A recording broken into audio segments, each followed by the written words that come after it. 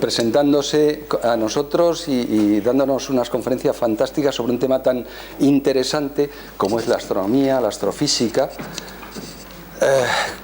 Para los que no le conozcan, él puede ampliar algo, pero en fin, es investigación del CSIC y fundamentalmente trabaja en el estudio de las estrellas, los discos protoplanetarios y este tipo de cosas. Pero ahora no nos va a hablar seguramente de esto, nos va a hablar de algo más asequible a nosotros. De manera que, Benjamín, muchas gracias de nuevo. Gracias. Y esperamos tenerte de vez en cuando por aquí. Claro que sí. Ahora. Yo no sé si...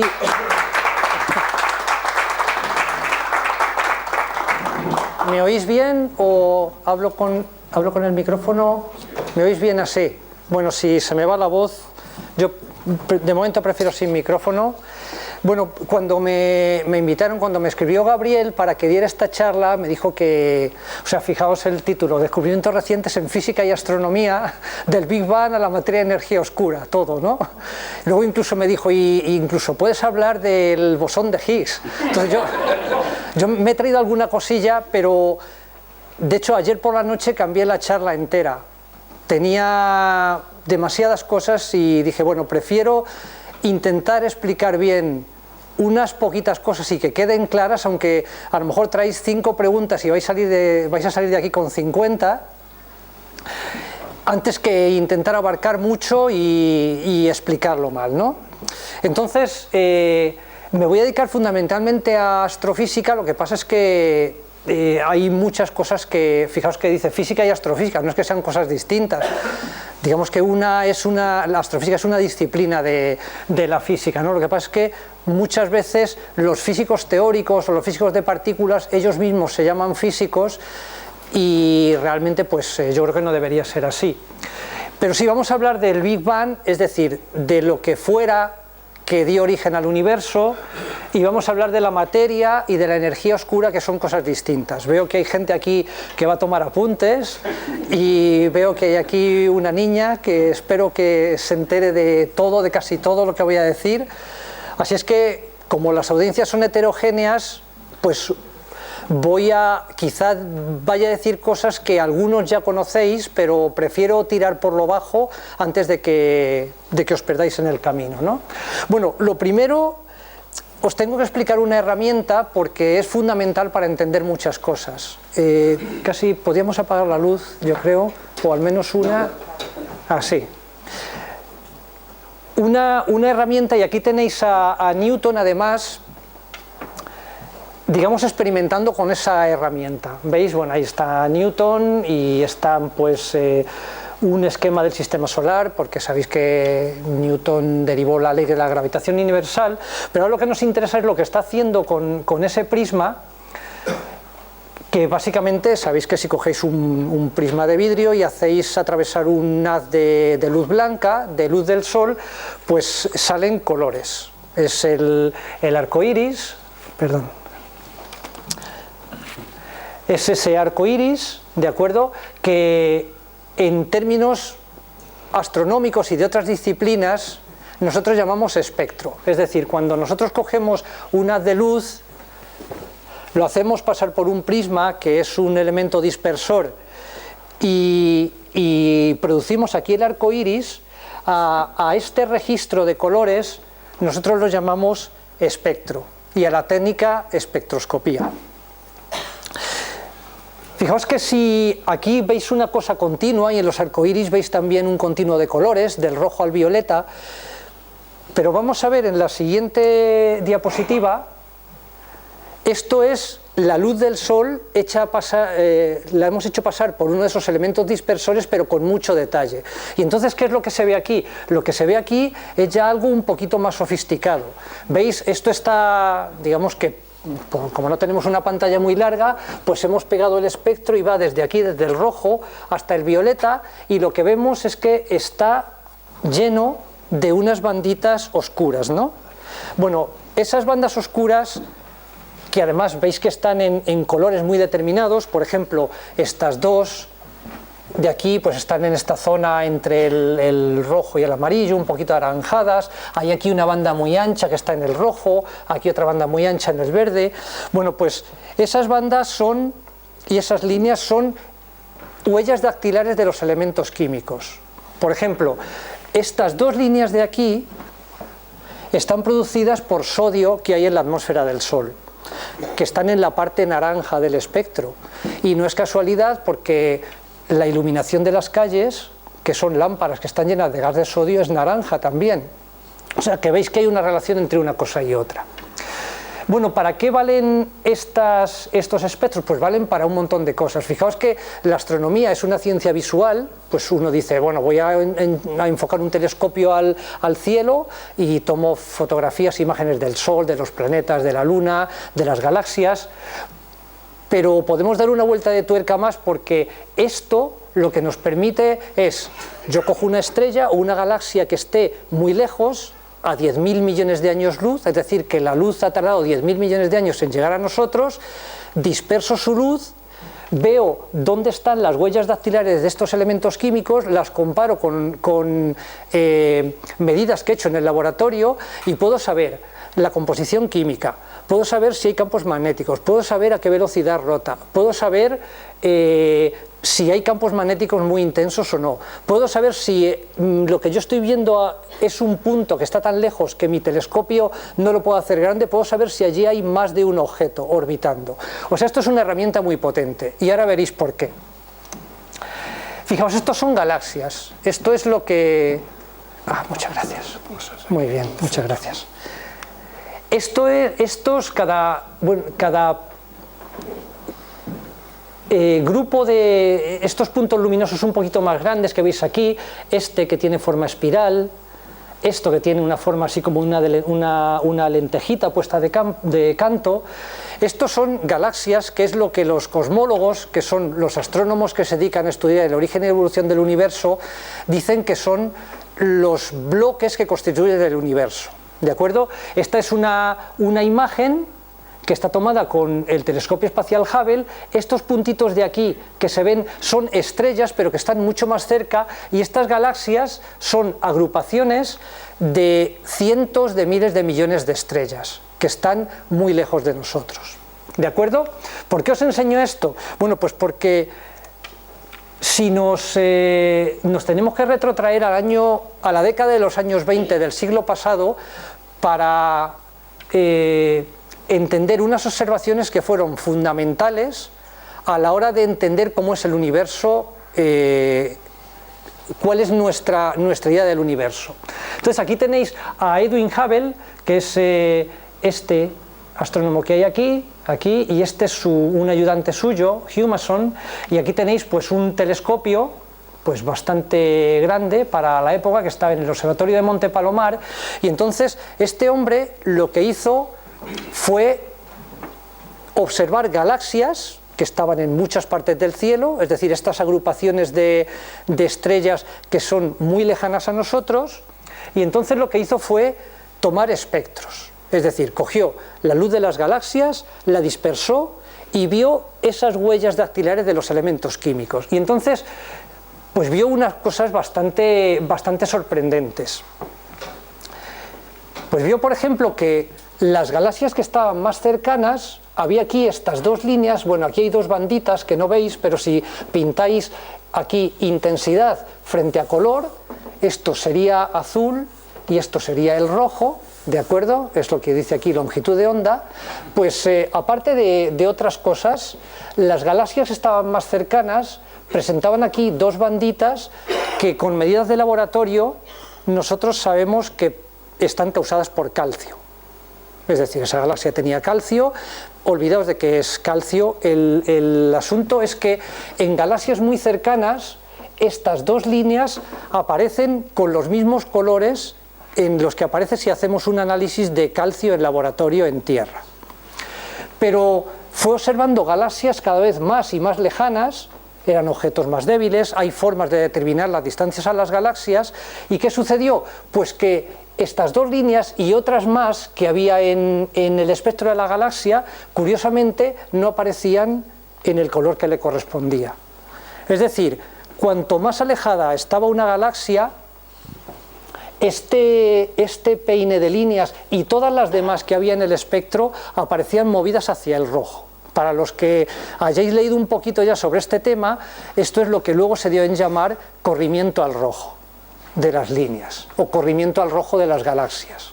Bueno, ¿y cómo interpretó Hubble estas medidas? Bueno, pues vosotros a diario, todos los días, y aquí en una ciudad grande además muchas veces, estamos acostumbrados a un fenómeno que es que cuando pasa al lado de ti un coche de bomberos, una ambulancia, un coche de policía, y se aleja, ¿qué es lo que oímos? Cuando viene hacia nosotros la frecuencia del sonido se hace más aguda, y cuando hace cuando se aleja de nosotros, ¿de acuerdo?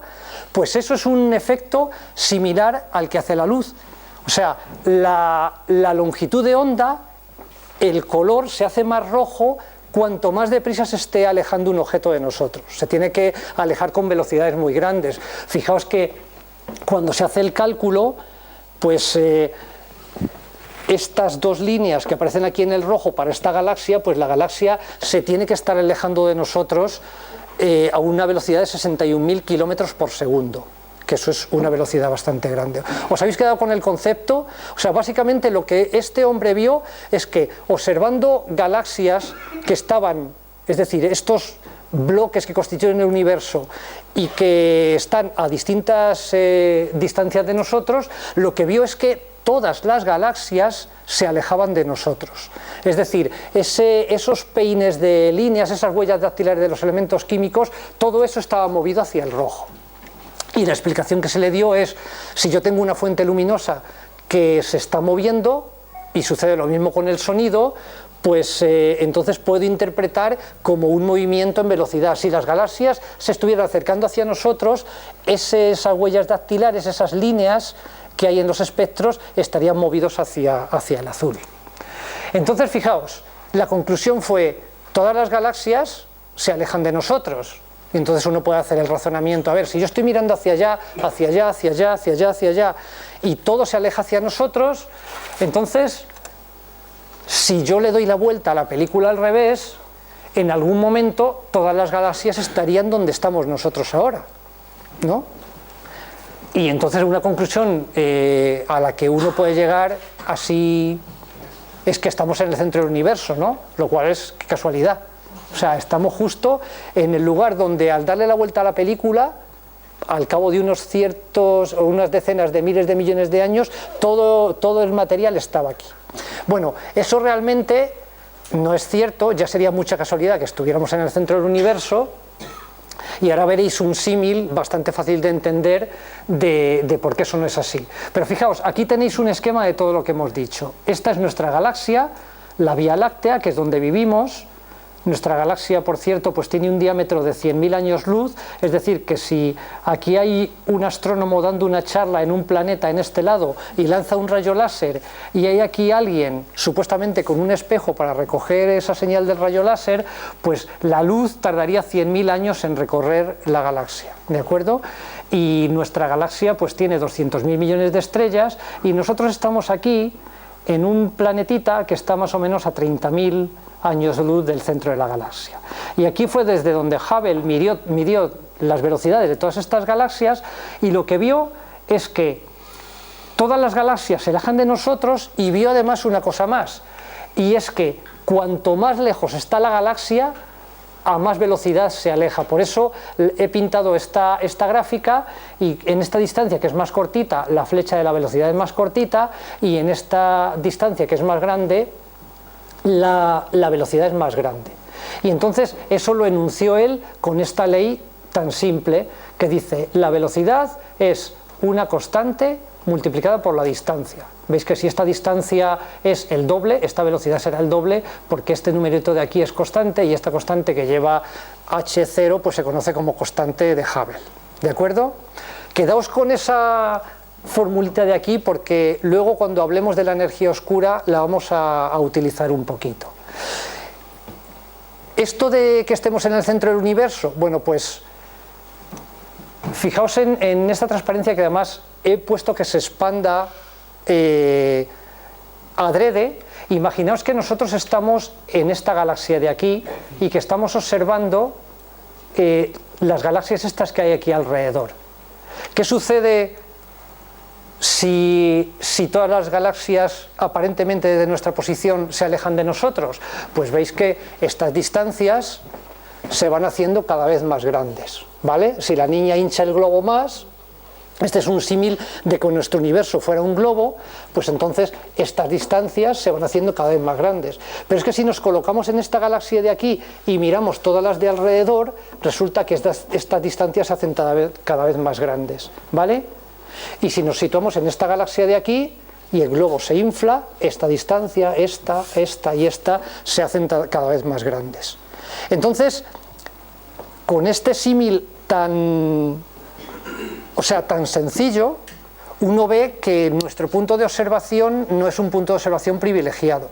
Y ese es un principio que los cosmólogos ponen encima de la mesa, nada más empezar a investigar en estos temas, y es que ellos dicen que cualquier punto del universo es equivalente para hacer medidas. Es decir, un astrónomo que esté situado en una galaxia a 1000 millones de años luz de nosotros, es decir, una de esas que veíamos como un puntito, obviamente su universo, él no verá la Osa Mayor ni nada de estas cosas, porque estas son cosas muy cercanas, son estrellas que están aquí cerca, pero digamos que las propiedades del universo que él observa serían las mismas que las que observamos nosotros, y eso es lo que ellos llaman el principio cosmológico, o sea, de ahí se parte, es decir, nosotros no estamos en ningún lugar privilegiado del universo para medir.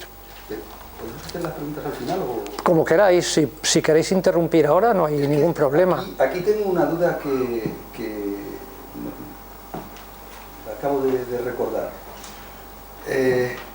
Si nosotros miramos desde este lugar una galaxia que está por allí y se aleja, según la constante de Hubble, sí, y miramos a otra galaxia que está por allí y se aleja según la constante, la velocidad relativa de una galaxia contra otra.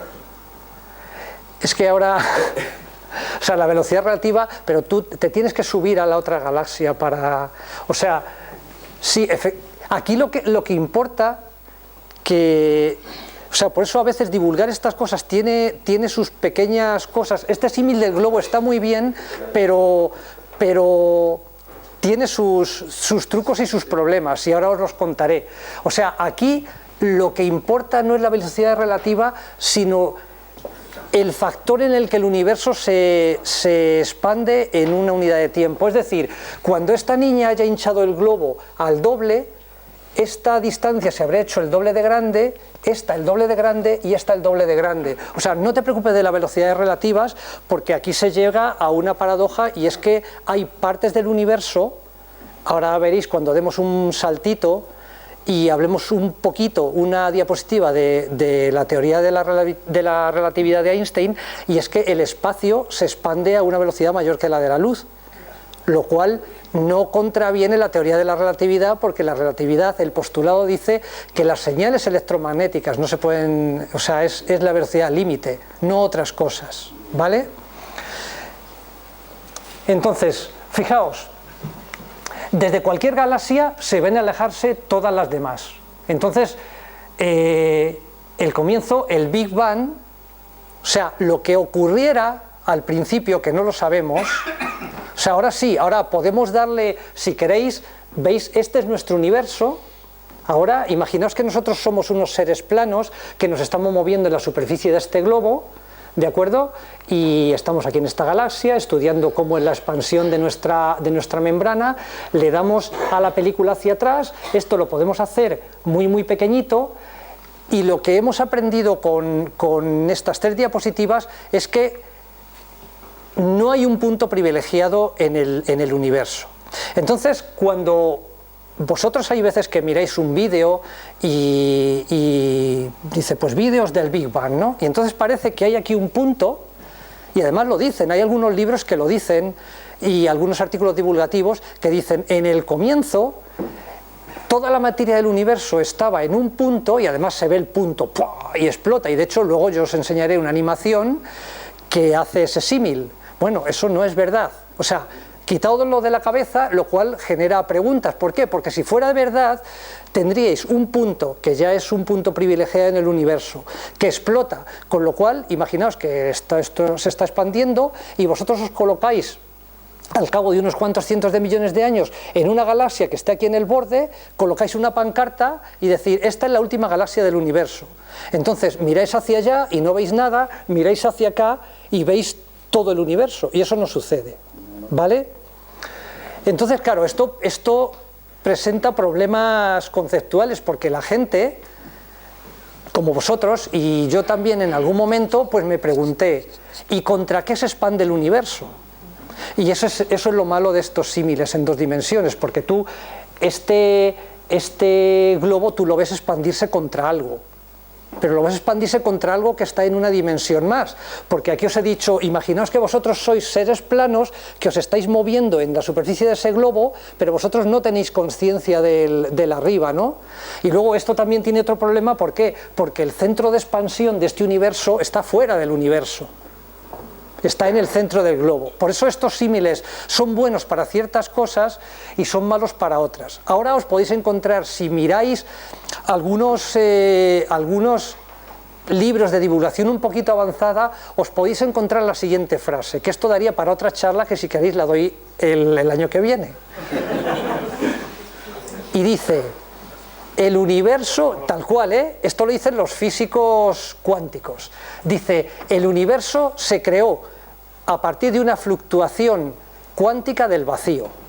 Punto. Cierro comillas, ¿no? ¿Eso por qué? Pues porque, haciendo un paréntesis, en la física moderna, el vacío, o sea, lo que nosotros entendemos como vacío, ¿qué sería? Pues fijaos, esta habitación le ponemos paredes de plomo para que no entre nada de radiación del exterior. Le ponemos unos sistemas de refrigeración que lo enfríen al cero absoluto, o sea, a menos 273 grados, y aquí gastamos todo lo que sea necesario. ¿Para qué? Pues para que no haya tampoco ningún tipo de radiación que venga de las paredes. Le sacamos el aire, o sea, aquí nos compramos la bomba de vacío mejor que pueda haber, que no nos va a sacar todo el aire, pero imaginaos que tenemos una bomba teórica que saca todo lo que hay aquí, entonces aquí estaríamos oscuros, fríos, sin ninguna radiación. Aquí ponemos un termómetro y no marca nada. Bueno, pues aún así, para los físicos teóricos, ese vacío tiene un cierto nivel de energía latente.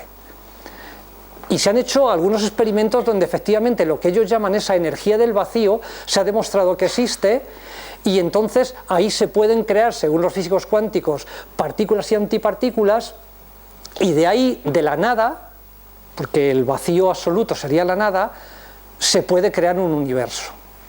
Lo que pasa es que eso nosotros no sabemos qué pasó en el comienzo. O sea, si os cogéis, hay un libro que es antiguo, pero que es muy bonito, que se llama Los 3 primeros minutos del universo, que lo escribió Stephen Weinberg, que fue premio Nobel de Física. Él es un físico de partículas, y él nunca habla del instante en el que el reloj marca cero.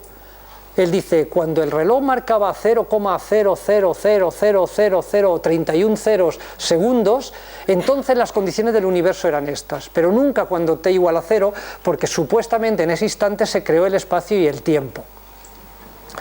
Hay teorías por ahí que dicen que no hace falta un Big Bang.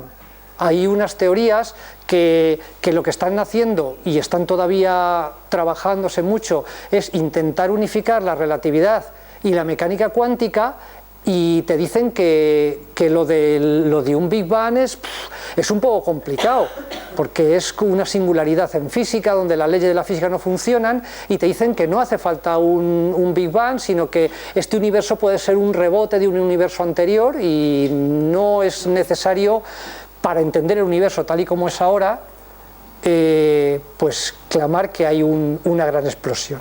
Entonces, fijaos, desde el punto de vista de la relatividad general, Einstein dio un saltito más. ¿Por qué? Porque Hubble interpretó que eso que él veía de que la luz de las galaxias se hacía más roja cuando más lejos estaba, era porque las galaxias estaban viajando en el espacio. Y volver otra vez al símil este del coche de bomberos que se aleja de vosotros, y entonces la frecuencia se hace más corta y la longitud de onda del sonido, o sea, es más grave. Pues Einstein dio un paso más, y en la teoría de la relatividad el espacio, o sea, donde estamos metidos nosotros es un tejido, y entonces las galaxias, o sea, esto es una diferencia un poco sutil, y las galaxias no viajan, es el espacio el que se está expandiendo. Esto también se dice, pues, por ejemplo, imaginaos que metéis un bizcocho en el horno, la masa, y le habéis puesto pasas a la masa del bizcocho, que tiene su levadura. ¿Qué sucede cuando el bizcocho se empieza a calentar? Pues que empieza a aumentar, el bizcocho sería el espacio, las galaxias serían las pasas, y digamos que todo, o sea, digamos que las galaxias tienen una posición fija ahí dentro de ese bizcocho, ¿no?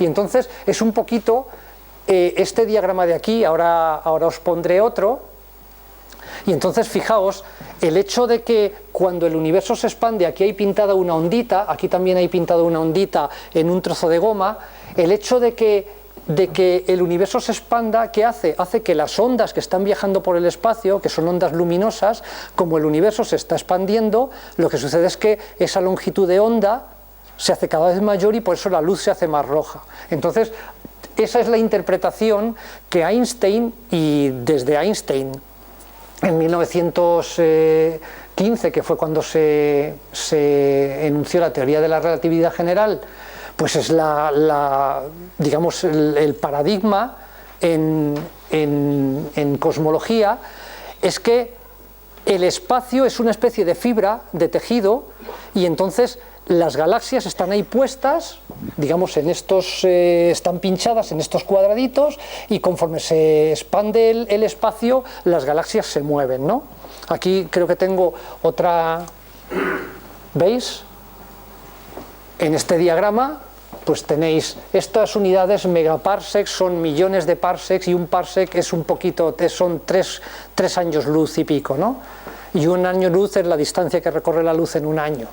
¿De acuerdo? Pues aquí tenéis, si tomáis una instantánea del universo, pues 5 galaxias separadas, pues cada una de ellas 100 millones de parsecs, más o menos como 300 millones de años luz, y ahora ¿qué ha pasado? Pues el universo se expande un poquito, y veis que, imaginaos que este es el tejido del universo, la tela sobre la que están puestos el tapiz, y esa es la interpretación que se da de la expansión del universo. Es decir, el espacio no es algo ajeno, el espacio es algo que es dinámico, porque luego veréis, cuando hablemos un poquito sobre todo de la materia oscura, vais a ver que la materia le dice al espacio cómo se tiene que comportar, porque hay fenómenos que realmente son bastante ininteligibles si uno no entiende o no intuye bien esta concepción del espacio. Una pregunta. Ahí en lo anterior, Sí. ¿es el tejido del espacio? Si es el tejido del espacio el que está, digamos, expandiéndose, Sí.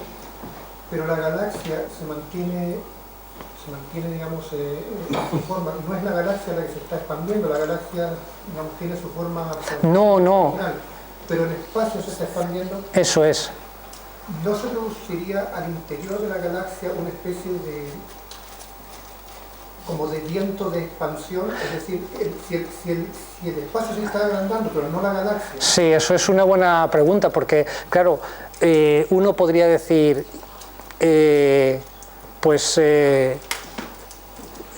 claro, entonces si por ejemplo hubiera habido humanos en algún sitio hace, pues cuando el universo tenía 7.000 millones de años, es decir, más o menos cuando el universo tenía la mitad del tamaño que tiene ahora, serían la mitad de nuestro tamaño, o sea, y los átomos de hidrógeno y todos los átomos, todo sería más pequeñito a escala. Hay en una película, creo que es en Annie Hall, hay una escena donde aparece, bueno, un flashback de estos de Woody Allen, que él aparece de niño, y entonces le lleva a su madre a un psiquiatra porque le dice que no quiere hacer los deberes, se niega a hacer los deberes en su casa y tal, ¿no? Y entonces el niño le explica al psiquiatra que es que él no quiere hacer los deberes porque como el universo se expande y Brooklyn se expande, pues entonces va a llegar un momento en que todo se expande y que para qué va a hacer los deberes si al final van a acabar todos desgajados, ¿no? Y entonces el doctor le dice que Brooklyn no se expande, y tiene razón, o sea, digamos que la expansión del universo funciona a niveles cósmicos muy grande. O sea, un átomo de hidrógeno no es ahora más grande de lo que era, porque hay fuerzas como son la fuerza de la gravedad interna o las fuerzas nucleares, que esas no han cambiado a lo largo del tiempo. Entonces, una galaxia en sí no se expande con la expansión del universo, y si se expande es imperceptible ese factor de escala.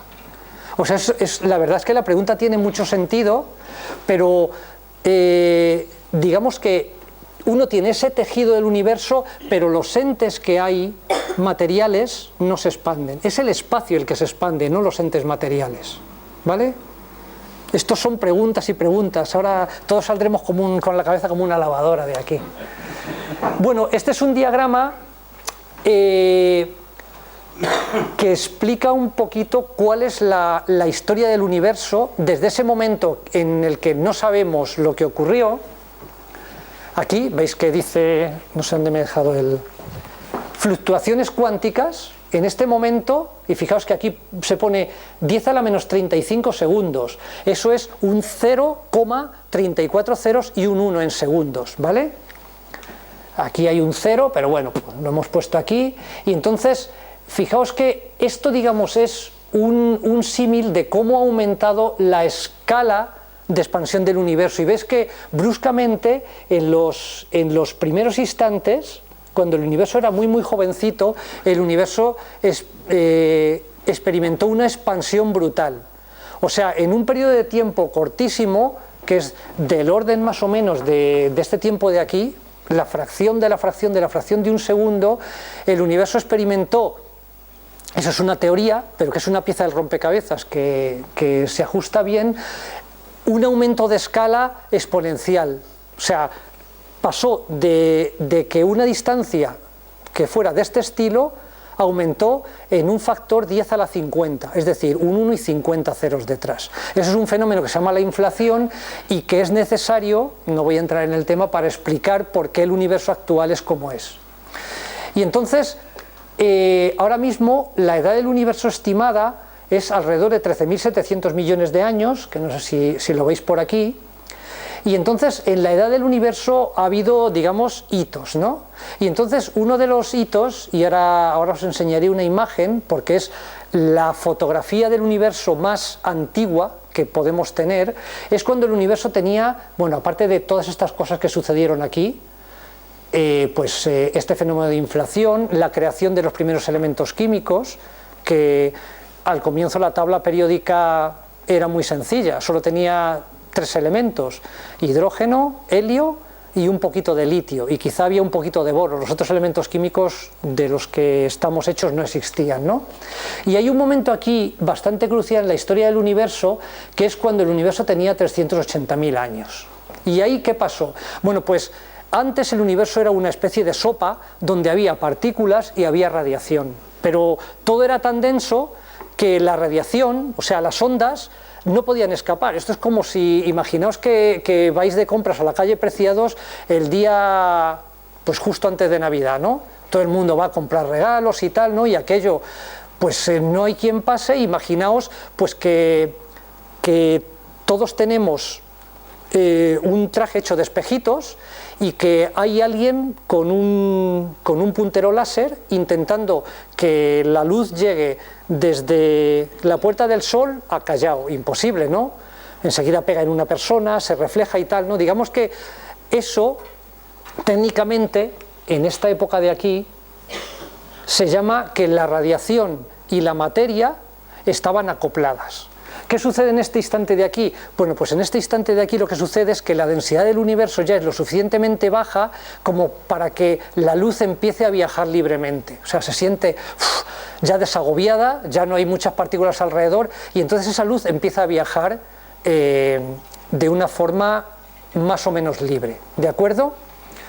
Y entonces uno podría decir, caramba, pues si de aquí hubo luz que empezó a viajar de una forma más o menos libre, a lo mejor la podemos ver, y a lo mejor resulta que sí que la podemos ver, y ahora lo veréis.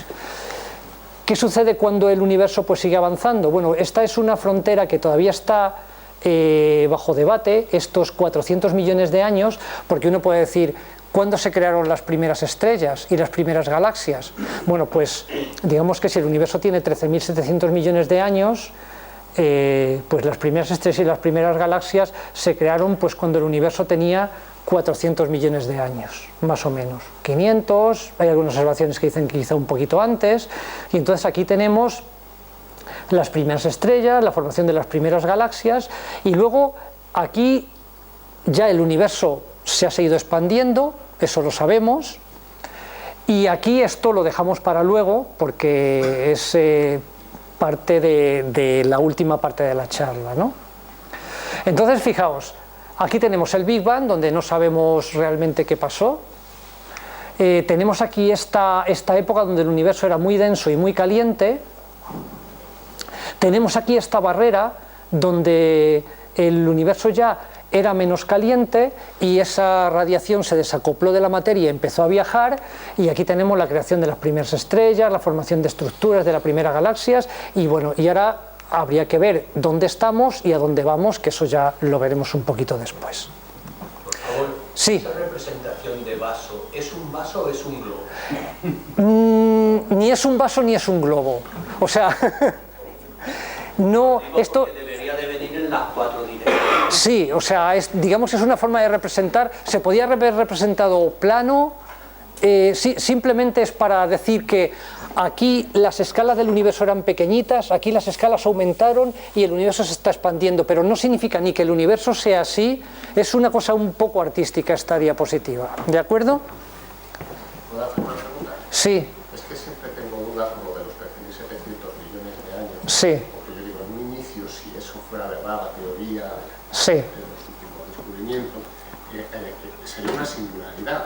Eso una es... singularidad, el tiempo es distinto, corre distinto de cómo corre ahora. Por lo tanto, eso podría haber durado miles de millones de años. Luego, ¿cómo saben que ha durado que han pasado 13.700 millones de años? Lo mismo ese momento cero, luego una eternidad, no lo sé.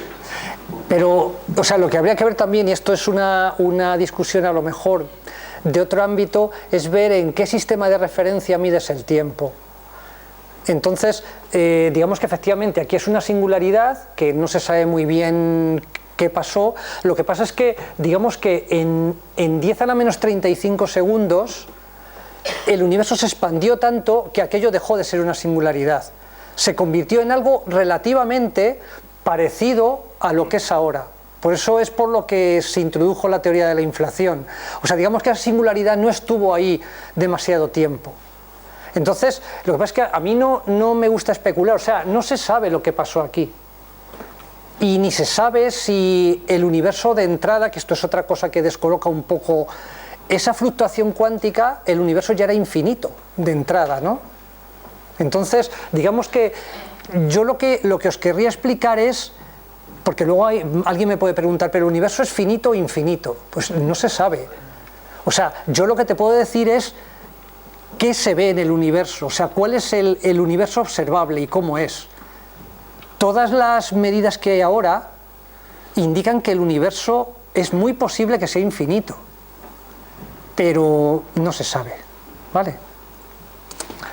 Bueno, pues, fijaos, a raíz de esta radiación que se desacopló, hago un paréntesis, ¿hay alguien realmente perdido? ¿No? ¿Vais siguiendo más o menos? O sea, aquí el... No, es que yo sé que esto no es fácil. O sea, esto no es sencillo, y yo no pretendo que salgamos todos de aquí entendiéndolo todo. De hecho, o sea, son cosas muy difíciles. Pero yo prefiero dar así este tipo de charlas, porque además yo sé que muchos venís con mucha frecuencia aquí, digamos que ya tenéis un cierto entrenamiento, o sea, no es la primera vez que venís a una charla de divulgación. Yo quiero que se os queden ideas y que aprendáis algo que a lo mejor no sabíais y que os vayáis con inquietudes, pero esto no es fácil, y yo desde luego lo que no voy a venir es a deciros que había un puntito y que explotó y esas zarandajas, ¿no? Lo que pasa es que, claro, el contaros un poco cómo realmente, entre comillas, son las cosas, pues cuenta, o sea, tiene sus problemas. Pues fijaos, a raíz de esta radiación, esta luz Y además, imaginaos estos símiles, ¿no? La luz se empezó a dar codazos con las partículas y dijo, ya puedo viajar por ahí, ¿no? Y empezó a viajar. Bueno, pues a raíz de eso se han dado 4 premios Nobel, y los primeros a estos dos señores, a Penzias y Wilson. ¿Por qué? Pues porque estos descubrieron una cosa muy curiosa. Luego hubo otros 2 en el 2006. Entonces, fijaos, estos son Penzias y Wilson, un poquito más... Penzias y Wilson, un poquito más jóvenes, y estos en el año 78 fue el premio Nobel, pero ellos lo descubrieron en el 64. Ellos, como ya se había lanzado el Sputnik y todo esto, pues los americanos estaban muy interesados en ver qué interferencias se podían producir en comunicaciones espaciales y tal, ¿no? Y entonces, pues estos estaban trabajando, son los 2 ingenieros, estaban trabajando en unos laboratorios de Estados Unidos que se llaman los Bell Laboratories, que son una factoría de premios Nobel, y entonces tenían esta antena así en forma de cuerno, y entonces ellos lo que vieron era que apuntaran donde apuntaran la antena, había un ruido parásito. En los que seáis un poco aficionados a esto, un ruido significa pues un ruido electrónico, un carraspeo, pues como cuando sintonizáis, o sea, ponéis una radio y no hay ninguna emisora sintonizada y hay un carraspeo y electrónico, ¿no? Y entonces pues dijeron, caramba, ¿y esto qué puede ser? ¿Una interferencia? Bueno, cuando apuntaban al centro de la Vía Láctea, pues ahí sí que veían más señal, pero bueno, apuntaban a otras zonas del cielo y veían una radiación, ese ruido no variaba, apuntaran la antena donde apuntaran, ¿no? Entonces miraron dentro de la antena y vieron que había un nido de palomas y dijeron, habían hecho sus cositas ahí, ¿no? Habían un nido y en sus diarios anotaron que habían depositado, esto es muy eufemístico, material dieléctrico blanco en la antena, ¿no?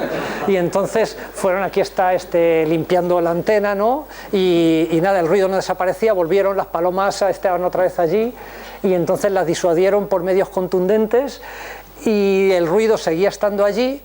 Y entonces resulta que a muy poquita distancia de aquí, de New Jersey, está la Universidad de Princeton, y unos físicos unos años antes habían dicho que si el universo realmente se creó en una gran explosión, gran energía y tal, ¿no?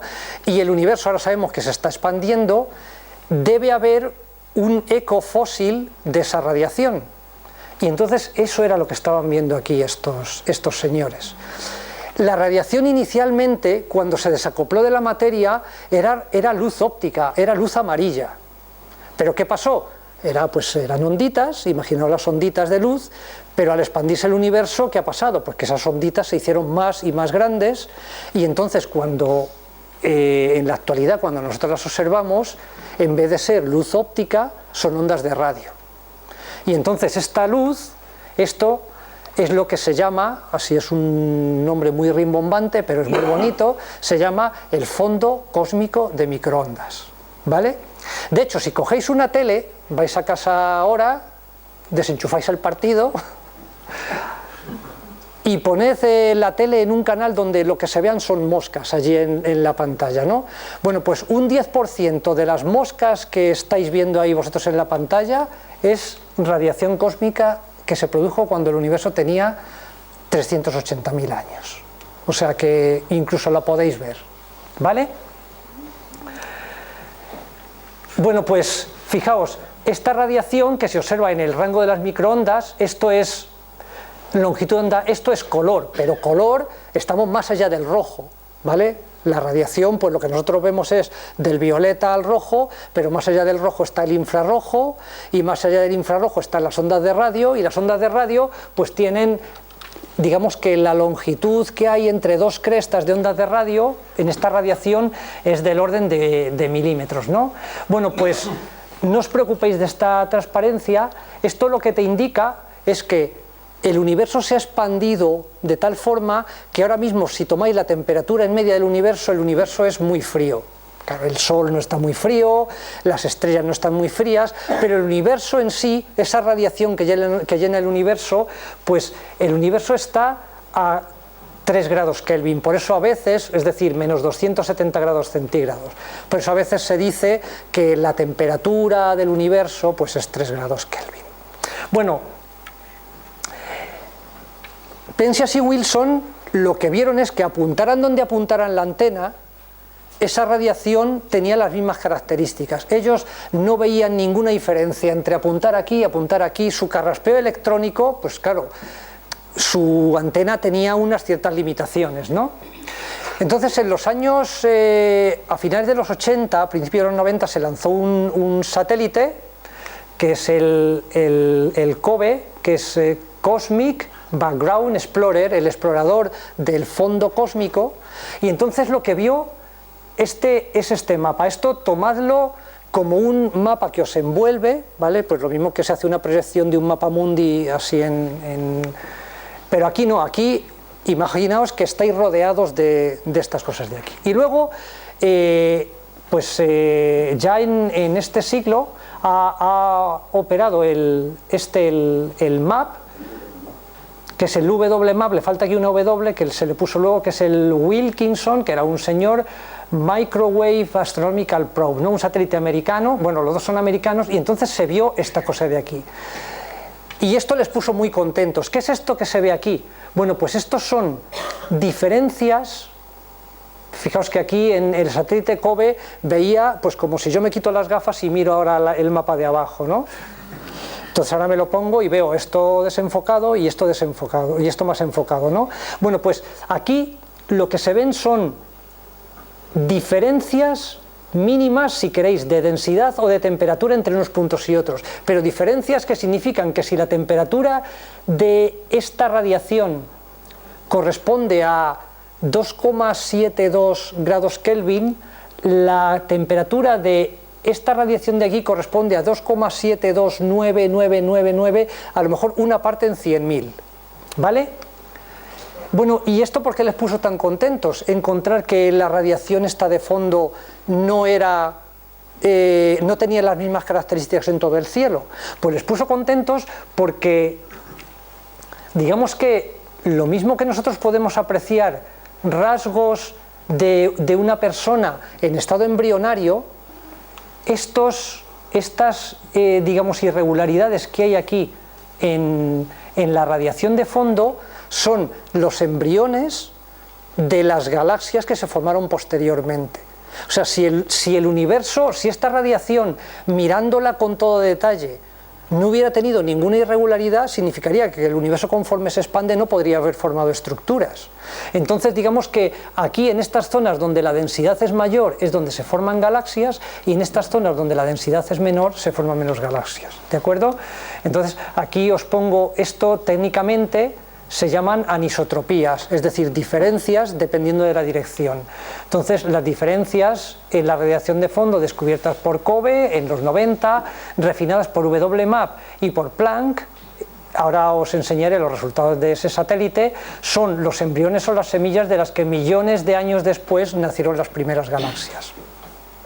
Entonces, fijaos, antes os he puesto estos dos premios Nobel, se lo dieron a Arno Penzias y Wilson en el 78, y en el 2006 se lo dieron a John Matter y a Smoot, que fueron los investigadores principales del satélite COBE, ¿de acuerdo? De este satélite de aquí.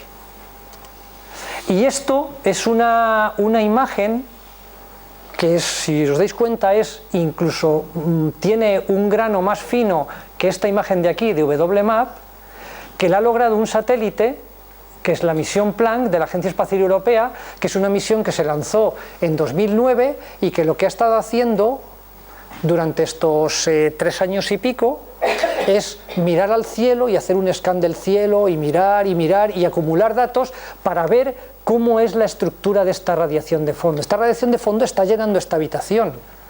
Es como si alguien hubiera gritado en aquella época y ese sonido está viajando por el espacio, y claro, ahora mismo estaríamos recibiendo sonido, no es sonido, son ondas electromagnéticas, pero es para hacer un poco el símil, y lo podemos recoger con antenas en tierra, con antenas en el espacio. Entonces, este mapa de la misión Planck de la Agencia Espacial Europea, que esto es un descubrimiento, o sea, esto es muy muy nuevo, porque esto se dio a conocer el 23 de marzo pues hace justo un mes hoy, y entonces aquí podéis ver, pues aún con más detalle, estas diferencias de temperatura y de densidad entre unas zonas y otras. Pero fijaos, aquí se ha empleado una codificación en color, pero las diferencias que hay entre estas zonas donde hay más densidad o más temperatura y estas de aquí es de una parte en 100.000 o de una parte en medio millón. O sea, son medidas muy finas.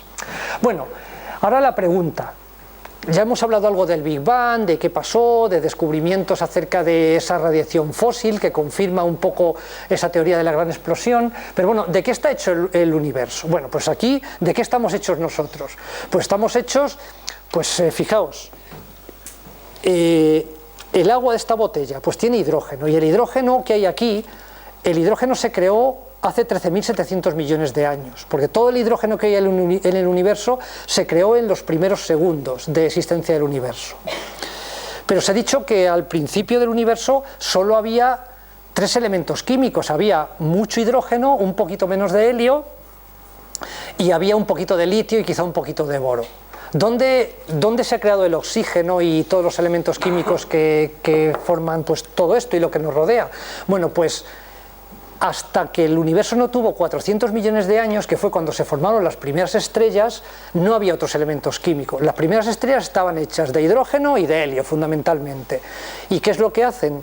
Pues el hidrógeno, en el núcleo de las estrellas, produce reacciones de fusión que van dando lugar a elementos químicos más pesados. Entonces esas primeras estrellas explotaron, enriquecieron el gas del universo, se formaron nuevas estrellas, y entonces el oxígeno que hay aquí en esta botella, por eso a mí me hace mucha gracia cuando dicen en estas botellas consumir antes del 26 de junio, resulta que es que el hidrógeno que hay aquí tiene 13.700 millones de años y el oxígeno que hay aquí metido tiene por lo menos 6.000 millones de años de antigüedad, porque todo lo que nos está formando, o sea, el aluminio de la tapa de este ordenador, o si tú te has tomado un vaso de leche esta mañana y tú sabes que el fósforo es bueno para tus huesos, bueno, pues te has tomado un vaso de leche donde había átomos de fósforo que ahora están en tus huesos, pues ese átomo de fósforo y todo lo que hay en tus huesos y todos los elementos químicos que te forman,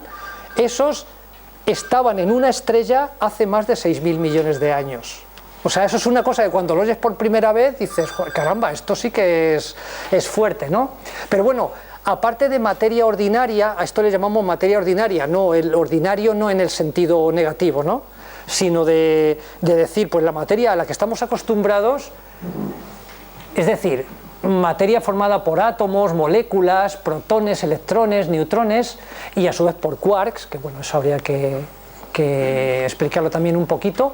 ¿Hay más cosas en el universo? Bueno, pues sí, y entonces una de ellas es la materia oscura. ¿Y esto de la materia oscura qué es? Bueno, pues fijaos, esto es una galaxia, ¿vale? Esta es la galaxia de Andrómeda, para los que seáis aficionados a la astronomía, incluso alguno de vosotros la habrá visto por un telescopio. Y entonces, justamente tomando espectros, pues por ejemplo, si tomamos un espectro de la luz que viene de las estrellas de aquí y tomamos un espectro de la luz que viene de las estrellas de aquí, podemos saber cómo se mueve. O sea, podemos ver que las galaxias, en concreto estas galaxias que son galaxias espirales, porque tienen aquí un núcleo central formado por muchas estrellas y los brazos espirales, bueno, pues esa galaxia está rotando. Y entonces, mediante el estudio de esas líneas que aparecen en los espectros, podemos saber a qué velocidad rota y podemos hacer un mapa de velocidades. Entonces, fijaos, aquí pintamos en esta gráfica velocidad de rotación y aquí distancia desde el centro de la galaxia. Y entonces, fijaos, si solo hubiera materia normal, como nosotros sabemos gracias a Newton, la ley de la gravitación universal, y gracias a Kepler, cómo se tiene que mover pues, una estrella que esté atraída por un montón de masa aquí, pues los astrónomos, hay muchos astrónomos que son muy listos y saben calcular cuánta masa da lugar a esta luz. Pues fijaos, si solo hubiera materia normal, formada por los elementos químicos que conocemos nosotros, la velocidad de rotación de una galaxia tendría esta pinta de aquí. Es decir, estrellas que están muy lejos rotarían muy despacio. Esto imaginaos el sistema solar, los planetas que están más cerquita pues como Mercurio da una vuelta al Sol cada 85 días, ¿no? Y Plutón pues da una vuelta al Sol cada 200 años. Y eso nos lo dice un calculito relativamente sencillo de la ley de gravitación universal. Entonces, si aquí tenemos un montón de masa, pues una estrella que esté por aquí debería ir muy despacito.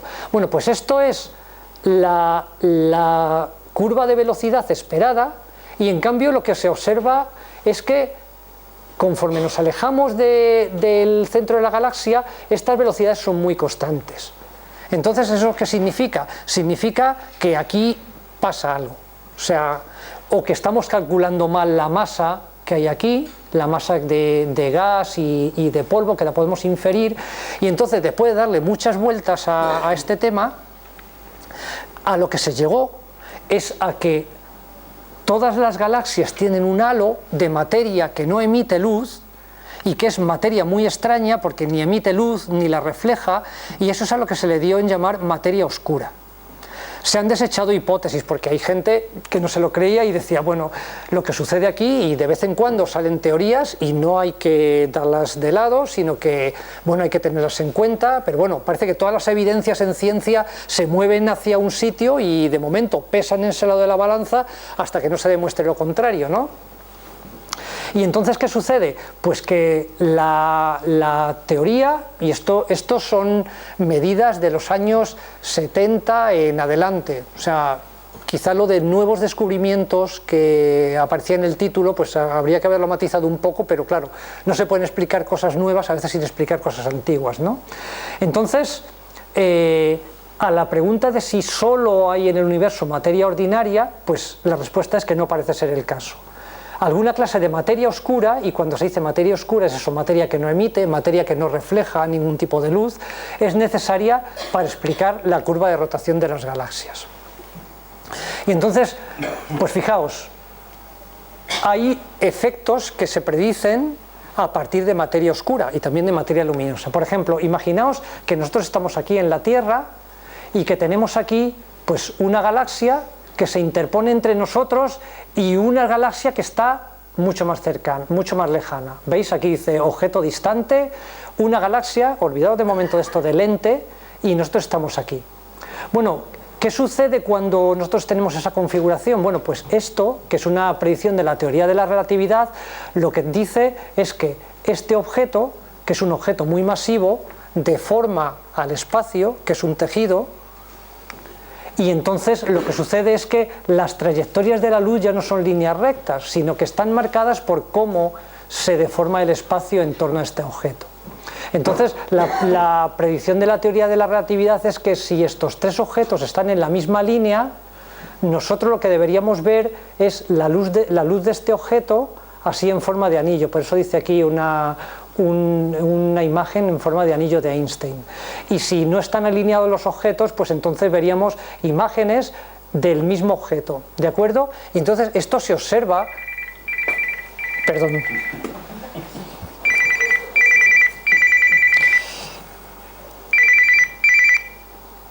lo siento,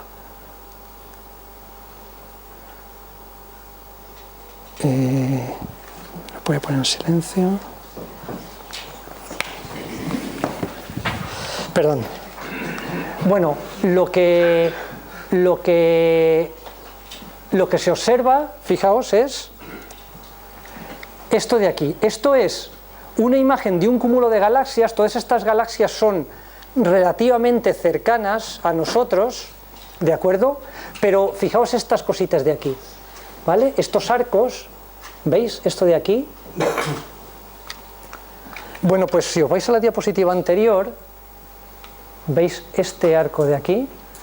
Bueno, pues este arquito de aquí es simplemente la luz amplificada de objetos que están muy al fondo en esta imagen y que no podemos ver, amplificada por estas galaxias de aquí. Pero es que para lograr esta amplificación, ¿de acuerdo?, necesitamos más materia de la materia luminosa que hay aquí. Es decir, para ver estos efectos, uno tiene que introducir ahí materia que no se ve, pero como es materia tiene efectos gravitatorios. Entonces tenemos, por un lado, nosotros estamos hechos de materia con todos los elementos químicos de la tabla periódica. Eso es una proporción de materia, de componentes del universo.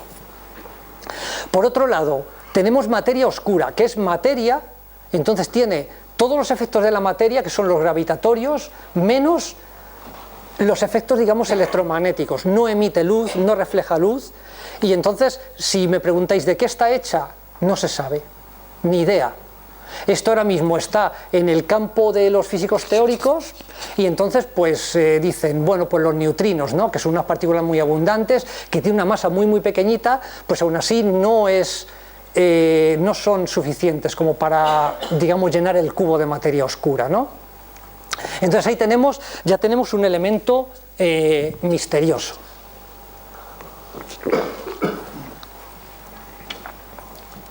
Bueno, y eso es todo.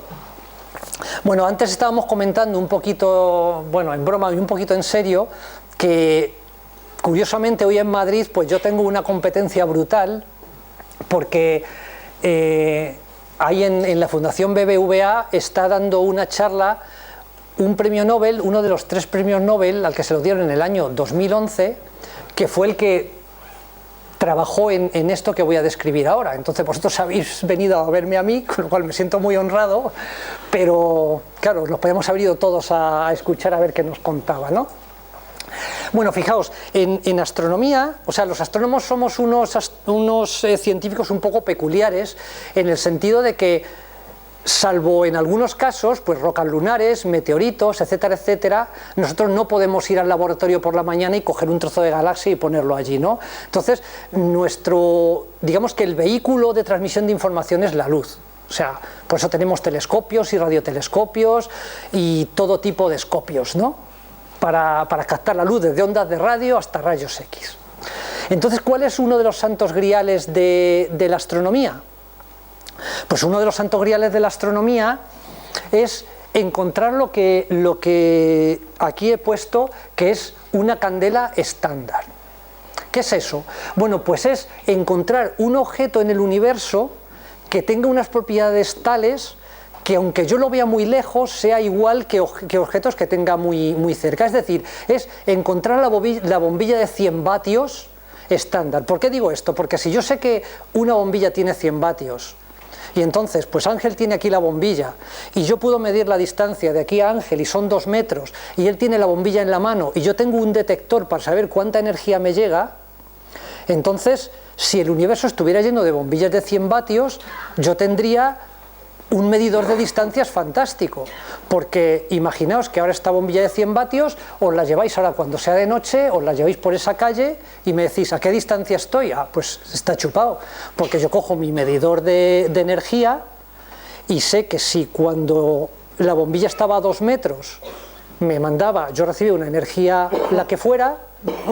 Ahora puedo hacer una cuentecita muy fácil y saber, sin necesidad de regla, a qué distancia está el objeto astronómico. Bueno, pues eso que se ha buscado durante mucho tiempo, resulta que parece que lo encontraron estos astrónomos que le dieron el premio Nobel. Y esos son supernovas del tipo 1, esto es un 1, en números romanos A. Y estos son imágenes así un poquito borrosas, pero es que son supernovas en galaxias muy muy lejanas. Esto es una galaxia, fijaos, esto es una agrupación de cientos de miles de millones de estrellas, pero que está lejísimos, y aquí de repente ha explotado una estrella. Una supernova es la explosión de una estrella. En este caso las supernovas 1A son estrellas binarias. Es una estrella que ha evolucionado y que está en una fase un poquito especial de su evolución, y otra estrella que hay al lado, y entonces al caer materia de una estrella sobre otra, se recalienta esta materia y explota. Y entonces resulta que, bueno, supernovas hay de muchos tipos, porque ya os podéis imaginar que si aquí hay 1A, es que hay 2, y 2B, y 1B, y 1AB, bueno, este es otro mundo fascinante, ¿no? Pero parece que estas supernovas 1A resulta que son lo que más se aproxima al universo a una candela estándar. Es decir, si yo he sido capaz de medir la distancia a una supernova 1A en una galaxia cercana, y eso ha ocurrido, entonces tengo resuelto el problema de distancias en el universo, porque miro una galaxia muy lejana, veo explotar una de estas supernovas, mido su energía, la comparo con la de la galaxia cercana y entonces puedo hallar la distancia. O sea, en principio es fácil, ¿no? Y entonces, ¿qué pasó? Cuando estos equipos, hubo dos equipos, voy a adelantar un poquito, ahora vuelvo a esta transparencia, y entonces estas dos personas, Saul Perlmutter estaba en un equipo y estas dos personas estaban en otro, ¿no? Y este es el premio Nobel que viene hoy a dar la charla en Madrid. Bueno, pues ¿qué sucedía? Fijaos, hay dos formas para calcular las distancias en el universo. Antes teníamos una, y por eso os he dicho, cuando veíamos un poquito la ley de Hubble, os he dicho, quedaos en la cabeza con esa ley, porque fijaos, yo puedo hacer espectros de mi supernova y puedo ver, pues, cómo es la velocidad de expansión, ¿vale? Como pues lo mismo que hacía Hubble. Yo veo mi peinecito de líneas en el rojo, sé que tiene que estar en otro color originalmente y entonces aplico la ley de Hubble y tengo la distancia. Y entonces la he llamado aquí distancia a partir del factor de expansión. Y luego hay otra forma de calcular la distancia que es como os he comentado, ¿no? Si yo tengo aquí una supernova 1A y esta distancia es conocida porque esta galaxia es relativamente cercana, y esta distancia es desconocida, yo la puedo calcular a partir de la luminosidad. Bueno, pues sistemáticamente lo que estas personas veían cuando observaban sus supernovas es que estas dos distancias no cuadraban. Esta distancia calculada a partir de la luminosidad era sistemáticamente mayor que la distancia que se calculaba utilizando la ley de Hubble. Entonces aquí os he puesto una explicación, pero para hacer, digamos, la cosa cuadrar, lo que ha habido que hacer, y mira que han mirado, como las supernovas están tan lejos, es posible que haya polvo en el camino y la luz se haya extinguido y se vea más roja y se vea más débil, pues como sucede cuando se pone el sol, que lo vemos más rojizo. Bueno, pues se han quitado de en medio todas estas cosas y entonces el resultado sorprendente es que esta constante de Hubble no es tan constante como parece. Esta constante de Hubble, que Hubble la midió en galaxias lejanas pero relativamente cercanas a nosotros, cuando hemos podido ir a galaxias más lejanas, resulta que la constante de Hubble en el pasado era más pequeñita de lo que es ahora. ¿Y eso qué implica? Que el universo se está acelerando. Porque si la constante de Hubble en el pasado era más pequeña que la que es ahora, la velocidad de recesión de las galaxias en el pasado es más pequeña de lo que es ahora. Si tomáis la ley de Hubble, que la velocidad es una constante por la distancia. O sea, aunque esto quede un poco nebuloso porque es un poco técnico, esto sucedió en el año 98, o sea, en el año 98, antes del año 98, el problema de los cosmólogos era, vale, hay materia oscura y hay materia ordinaria, ¿no? Entonces, ellos querían saber cuánta materia había en el universo. ¿Cuánta materia hay en el universo? Porque si el universo tiene mucha materia, es posible que la expansión se vaya a parar en algún momento. Si el universo tiene poca materia, entonces la expansión del universo puede continuar indefinidamente, ¿no? Ese era, digamos, el problema que ellos tenían en la cabeza. Pero en el año 98, cuando se descubrió esto, había un problema adicional, y es que, ¡qué caramba!, es que ahora el universo resulta que se está expandiendo de forma acelerada con respecto a si, por ejemplo, lo miramos hace 5.000 millones de años. Entonces, ¿qué pasa? Pues que además de materia, el universo está relleno de algo que tampoco sabemos lo que es, y por eso se le dio el nombre un poco desafortunado, porque se confunde, de energía oscura, que tiene los efectos de una gravedad repulsiva. Es decir, o de una presión negativa que hace que las galaxias que antes se estaban alejando unas de otras a esta velocidad, ahora se están alejando a una velocidad mucho más grande.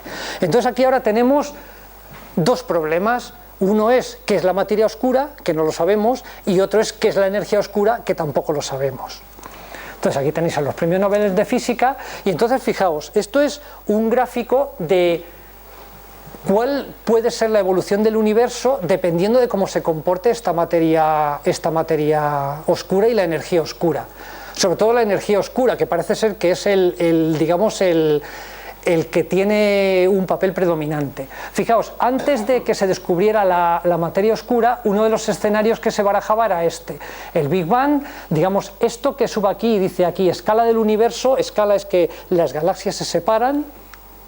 Pues bueno, podía haber un momento en que la masa del universo era suficientemente grande como para que la propia autogravitación del universo, como la materia tiene efectos atractivos, parara la expansión y toda la película volviera hacia detrás. Entonces se llegaría aquí, pues se para la expansión y todas las galaxias se contraen y se llegaría a algo, pues esto es onomatopéyico, el Big Bang, la gran explosión, y esto también, el Big Crunch, ¿vale? Todo se aplasta. Pero cuando este nuevo elemento, la energía oscura, empezó a tomar importancia, pues sucede que este escenario ya no se contempla. Ahora los escenarios que se contemplan son escenarios donde o la expansión aumenta indefinidamente, o incluso este escenario, nosotros estamos aquí, dentro de no se sabe cuántos miles de millones de años, donde lo que suceda sea, esto del RIP tiene su cosa, ¿no? Esto no es del latín requiescat in pace, ¿no? Descanse en paz, aunque también esto sería, RIP en inglés es desgarrón, ¿no? Entonces esto sería que el universo se expande a tal velocidad que el espacio se rompe, ¿no? Y entonces eso sería el gran desgarrón, ¿no? Y creo que aquí tengo unos vídeos y fijaos, esto sería un vídeo de la expansión continua, ¿vale? Aquí tenéis, no se ve muy bien porque entra sol, pero si os fijáis en los vídeos, y bueno, os puedo pasar la presentación y os la pasáis entre vosotros, aquí hay una trama, ¿vale? Que sería el bizcocho del que os he hablado antes, y entonces la expansión continua simplemente significa que esta trama se va a hacer más grande y las galaxias pues se van a ir expandiendo a un ritmo pues más o menos tranquilito, ¿no? Y entonces esto es lo que indica este vídeo, que es muy cortito, se expande, las distancias entre las galaxias aumentan. Y bueno, pues llegaría un momento en que un astrónomo, pues dentro de muchos miles de millones de años, lo que vería es que pues, las galaxias están mucho más alejadas de lo que estarían ahora, ¿no? El Big Crunch, o sea, este es un escenario, digamos, donde la materia domina sobre esa expansión acelerada. Y entonces, ¿qué pasaría? Pues pasaría que llega un momento en que se ha parado la expansión y las escalas del universo, ¿veis?, empiezan a disminuir, crunch. Al final veis que ha ido todo a un punto, mentira, o sea, no, o sea, ese vídeo es un vídeo pictórico, ¿no? Ahora la expansión acelerada, pues aquí vais a ver, creo que un Big Bang, un punto explota, mentira, pero bueno, aquí las escalas aumentan primero despacito y luego todo muy acelerado, más acelerado que la expansión continua. Y este sería el gran desgarrón, ¿no? O sea, este sería un escenario donde un astrónomo que estuviera en una galaxia aquí y tuviera suficiente tiempo para observar, lo que vería es que la galaxia se desgarra y se rompe, o sea, veríamos la Vía Láctea partirse en trozos, ¿no? Y entonces, tranquila que esto si sucede va a pasar dentro de... no te asustes, pues, esto no es una... No, Sí, suena raro, ¿verdad? Y entonces fijaos, aquí una galaxia y se parten en trozos, y claro, la astronomía de un astrónomo en este caso que se quedara ahí en una estrella es que el espacio que habría a su alrededor, en este caso de que, digamos, conforme aumenta la expansión del universo, aumentan los efectos de la energía oscura, es que el espacio que hay a su alrededor se expandiría a velocidad más grande que la de la luz, con lo cual él no vería ninguna luz de ningún objeto astronómico, no podría hacer astronomía. Esto es como, imaginaos que vosotros estáis en la meta de una carrera de 100 metros lisos y entonces dan la salida y viene Usain Bolt hacia vosotros corriendo, pero hay alguien que está tirando de la pista de atletismo a una velocidad mayor de la que corre él. Entonces, ¿qué veríais? Este corriendo a toda mecha, pero alejándose de vosotros. Ese sería más o menos el símil de lo que pasaría en estos escenarios, ¿no? Y entonces, esta es la última diapositiva y ahora podemos, si queréis, hablar un ratillo. Tenemos un problema muy gordo porque haciendo un balance de todo lo que conocemos, resulta que, sabéis que hay una equivalencia entre materia y energía, eso nos lo dijo Einstein, y resulta que si tomáis una tarta de universo, solo el 4% está hecho de materia normal. estrellas, el teléfono, los edificios, las estrellas, los árboles, los animales, los coches, la gente en la playa, los planetas. Eso es el 4%. El 23% es materia oscura que no tenemos ni idea de qué está hecho. Y el 73% es energía oscura que tenemos menos idea todavía de qué está hecho. O sea que imaginaos cómo estamos. O sea, si tú quieres estudiar astrofísica, astronomía, anda que no tienes aquí para trabajar. Y esto es un campito de la astronomía. O sea, otros años he venido a hablar de planetas extrasolares. Dentro de no sé cuánto, tú seguro que lo verás, yo no sé si lo veré, pero tú lo verás, una noticia en internet o en la televisión donde te dirán que se ha descubierto vida en otro planeta. Y en eso también, pues bueno, cada uno estamos poniendo nuestras piececitas, pero esto de la cosmología es realmente apasionante porque es que no se sabe nada. O sea, ahora mismo la piedra también está aquí, o sea, la pelota, en el lado de los físicos teóricos, a ver si, por ejemplo, esta energía del vacío, a ver cómo se comporta el vacío, la mecánica cuántica, todo esto que es una cosa muy muy complicada, y luego pues, también pues la materia oscura, a ver si pueden encontrar indicios de qué tipo de partícula puede ser. Si leéis ya un poquito, hay materia oscura fría, materia oscura caliente, es decir, materia que se puede mover más deprisa, los neutrinos que se mueven a velocidades próximas a la de la luz. Eso sería materia oscura caliente, pero no es suficiente como para, digamos, llenar todo este pedazo de tarta. Entonces esto es lo que hay. O sea, os he dado bastantes ideas, seguro que traíais unas cuantas cuestiones y ahora tendréis muchos más, pero bueno, como os he dicho es lo bueno. Nada, os agradezco la atención, me he pasado un poquito y ahora estoy dispuesto a contestaros lo que queráis y lo que buenamente pueda. O sea, yo quiero ser muy honrado con vosotros. Si no lo sé, no lo sé. Sí. Ser materia tiene energía también. Lo que pasa es que hay esa diferencia materia y energía. Sí, porque Son cosas distintas. aquí digamos que lo que han hecho para poner las dos cosas entre... O sea, aquí lo que han dicho es... A ver, que han tomado una galaxia, ¿no? O muchas galaxias y han dicho, vamos a ver, ¿cuánta materia tenemos luminosa? O sea, la que, digamos, forma estrellas y nosotros podemos saber más o menos cuántas estrellas hay de cada clase. Eso está muy, muy trillado. Materia oscura, ¿cuánta materia oscura necesitamos? Aunque no la veamos, como sabemos cómo rota la galaxia, podemos decir necesitamos tantos cubos de materia oscura aquí para echarle, y entonces esa materia, digamos que toda esa masa la dividimos entre c cuadrado y la convertimos en energía, ¿vale? Y entonces ahora decimos, energía oscura, ¿cuánta energía de alguna clase necesitaríamos para hacer que el universo se expanda de esta forma? Y entonces estamos comparando esa energía con masa transformada en energía. Entonces, efectivamente, por eso os he dicho que había una equivalencia entre masa y energía. En cualquier caso, lo que sí sabemos es los límites que tenemos actualmente de nuestro universo después del Big Bang. Lo que no sabemos es dónde se está expandiendo. Esa materia oscura es la que está detrás de los límites teóricos. No. O sea, lo que tú has comentado, y perdona, permíteme que te tutee, o sea, no sabemos dónde están los límites de nuestro universo. Calculando la velocidad. No.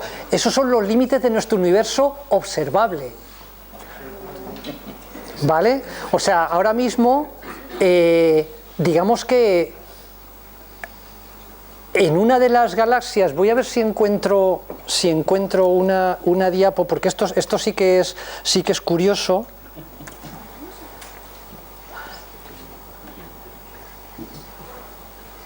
Vale, pues a ver si la encuentro.